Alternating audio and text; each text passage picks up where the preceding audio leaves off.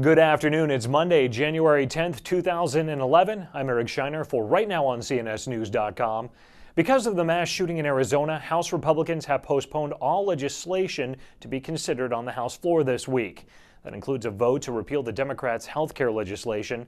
Representative Gabrielle Giffords of Arizona was shot in the head Saturday by a gunman who opened fire outside a grocery store during a meeting with voters, killing a federal judge and 4 others in a rampage that has rattled the country. It also resulted in a death toll that includes a 9-year-old girl, a federal judge, and a staffer for the Democratic Congresswoman. In a televised statement, House Speaker John Boehner said flags on the House side of the Capitol will be flown at half-mast in memory of Gabe Zimmerman, a member of Representative Gabrielle Giffords' staff who died in the line of duty. An attack on one who serves is an attack on all who serves. Such acts of violence have no place in our society. I want to commend the federal, state, and local officials, as well as the Capitol Police, for all of their efforts.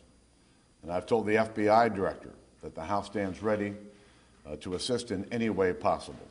Representative Giffords remains hospitalized. We continue to bring you coverage. The tragedy is being used by some Democrats as a call for gun and rhetoric control. Representative Carolyn McCarthy, a gun control advocate, reportedly plans to introduce a bill banning the type of high-capacity magazine that was used by the Arizona shooter. One of McCarthy's House colleagues, meanwhile, plans to introduce legislation barring the use of threatening language or violent imagery towards members of Congress. We're going to expand Title 18 United States Code Section 871 that deals with threats against the President. We're going to expand it to members of Congress and performance of their duties.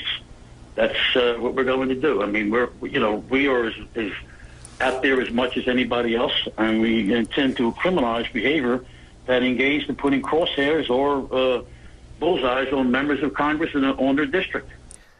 That was Representative Robert Brady of Pennsylvania discussing his plan. Susan Jones' article has the details. Billions of your tax dollars are being paid out, and a percentage of it may be going to those who are committing fraud. Representative Steve King of Iowa says he has talked to 2 potential witnesses who are ready to speak to a congressional committee about alleged fraud in discrimination compensation payments made by the U.S. Department of Agriculture. King said he spoke with a farmer several weeks ago about the settlement reached in 1999 that saw the government pay out $1 billion in compensation to over 15,000 black farmers who alleged discrimination.